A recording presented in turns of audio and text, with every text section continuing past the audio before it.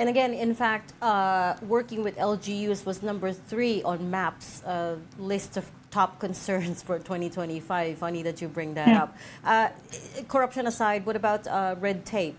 I remember when Frederick Go was named special assistant to the president on economic affairs. There's a lot of optimism because he, was very vocal about cutting down on red tape. Has it gotten better? Yeah, incrementally, I have to say it's gotten better.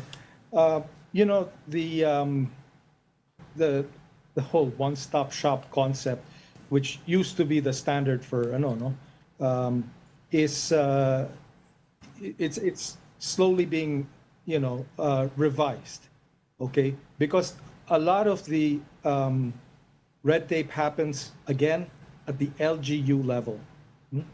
I mean, it's now pretty easy to register a company with SEC, and then BIR and BOI, where there are incentives. All of those guys, national government agencies, they've fixed their processes. In particular, SEC, SEC, the last few SEC chairmen have really changed that process. Now, where the rubber hits the road is really, again, local government, no? And, getting a business permit, for instance. That's a process fraught with red tape. And,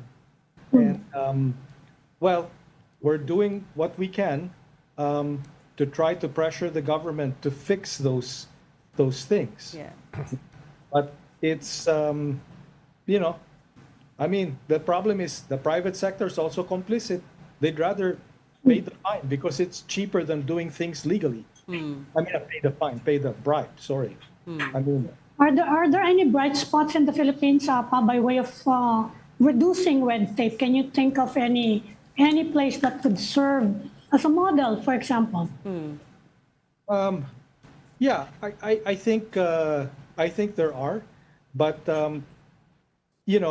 maybe we'll release a report on that, and see what we can see what we can do. Yeah.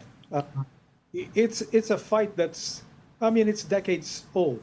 I mean, since the first Marcos, they've been trying to do this fight. Yes.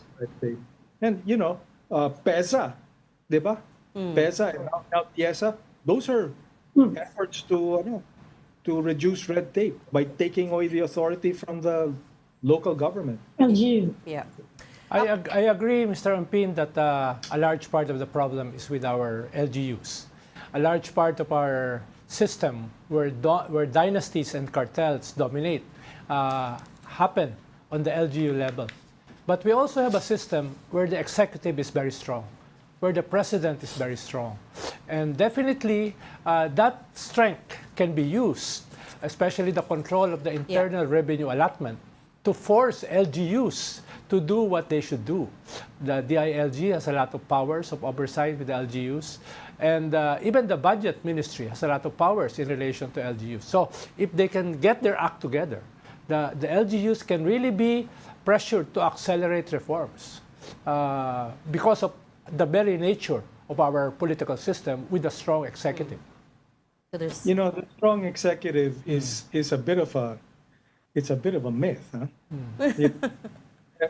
When Marcos made this promise during the SONA that he was going to fight corruption, the biggest question in the minds of many businessmen is agency. Does he actually have the power to do this? He's up against the local government units. And, since the last decade, local governments have tremendous powers, especially, with regard to the IRA, no? And it's the way it should be, right? But that takes away from the power of the executive to hold them in line, and it's very, very difficult and tedious. One of the things that we're contemplating on doing with the other business associations is coming up with a grading system, actually, saying okay, let's grade this city on ease of doing business. And we have, metrics and parameters and so on. The DILG is sort of doing that now, but Yeah. we want to do it from the perspective of the private sector. And, let's see how these